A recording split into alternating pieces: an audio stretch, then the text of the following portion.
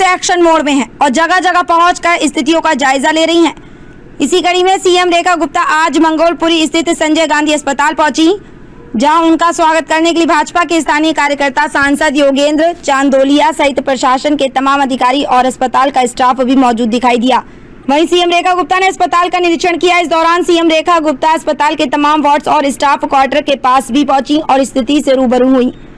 इसके साथ ही सीएम रेखा ने अस्पताल में अपना इलाज कराने आए मरीजों से बातचीत की और सुविधाओं के बारे में जानने की कोशिश की, जिसके बाद संबंधित अधिकारियों को निर्देश भी दिए गए ताकि जल्द से जल्द अस्पताल में स्वास्थ्य सुविधाओं को दुरुस्त किया जा सके और मरीजों के साथ अस्पताल प्रशासन को किसी प्रकार की समस्या न हो।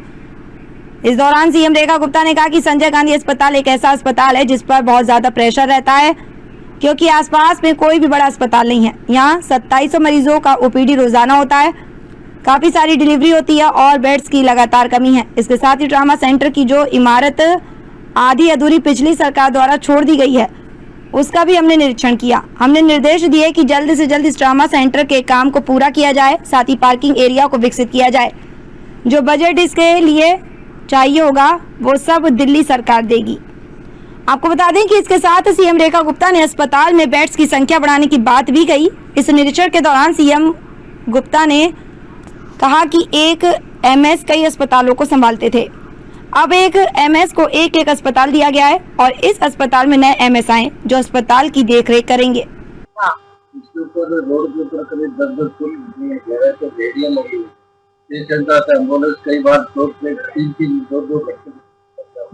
ना तो कोई ट्रैफिक होती है ना कोई ये समस्या भी मुझे अभी बताई है। और ये हमारे एसटीएफ जो हमारे डिस्ट्रिक्ट लेवल पे, सब डिवीजन लेवल पे टास्क फोर्स है, जिसमें एमसीडी, पीडब्ल्यूडी और पुलिस तीनों के अधिकारी आते हैं। तो अब अगली एसटीएफ और डीटीएफ में भी उनको ले लेंगे और जो इनकी कमिटीज, रिस्पेक्टिव हॉस्पिटल्स की भी कमिटीज होती है जिसमें मेंबर्स हैं, अभी जैसे मौजूद हैं डीसीएमसीडी, तो अब उनसे जल्द ही कंबाइंड एमसीडी और पुलिस की हम ग्राउंड पे एक्टिविटी शेड्यूल कर लेंगे, जिससे ऐसी समस्या जल्द से जल्द हट सके।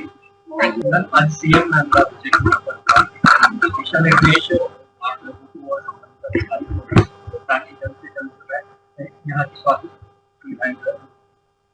आज honourable CM madam along with हमारे सीनियर सचिव जो थे पीडब्ल्यूडी के, वो भी मौजूद थे। मैडम की सेक्रेटरी टू सीएम साहब भी मौजूद थे और जितने भी आला अधिकारी हैं डीसीएमसीडी, मेरे डीएम ऑफिस से, सब लोग मौजूद थे।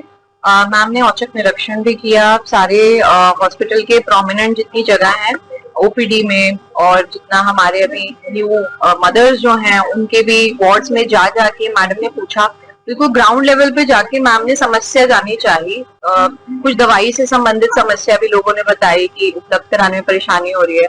न्यू ट्रॉमा ब्लॉक भी देखा मैम ने, जिसके निरीक्षण के बाद मैम ने आदेश दिए पीडब्ल्यूडी को कि उसको जल्द से जल्द हो सके तो 2 महीने के अंदर कंप्लीट करें।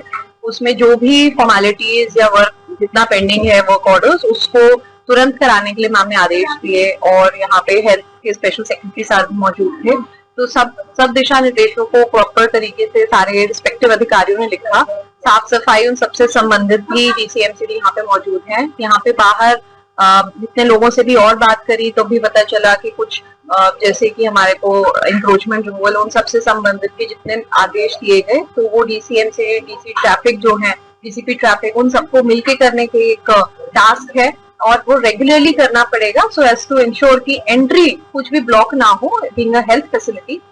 इसके अलावा हमने क्वार्टर्स वाला साइड भी एरिया देखा और ओवरऑल बिल्डिंग का फंक्शनिंग पूछी, कितने बेड्स हैं, इनकी धीरे धीरे करके फैसिलिटीज और एनहांस करी जाएंगी।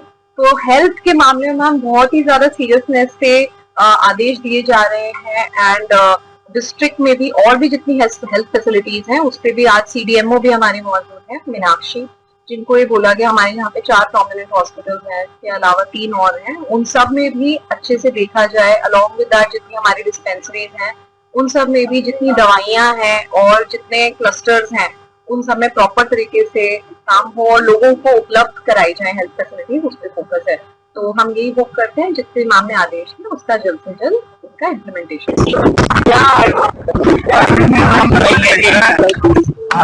ठीक है मैम, आप इंस्पेक्शन करने पहुंचे, बड़ा अस्पताल है, उनके ऊपर बेड्स की क्या हालत है आपने देखी? देखिए, संजय गांधी हॉस्पिटल इस क्षेत्र का वो हॉस्पिटल है जिसके ऊपर बहुत ज्यादा प्रेशर रहता है। आसपास के एरिया में और कोई भी बड़ा हॉस्पिटल नहीं है और यहाँ पे इतनी ज्यादा बहुतायत रहती है कि लगभग 2700 पेशेंट्स का ओपीडी रोजाना होता है। इतने सारे डिलीवरी केसेस यहाँ होते हैं और बेड्स की लगातार कमी है।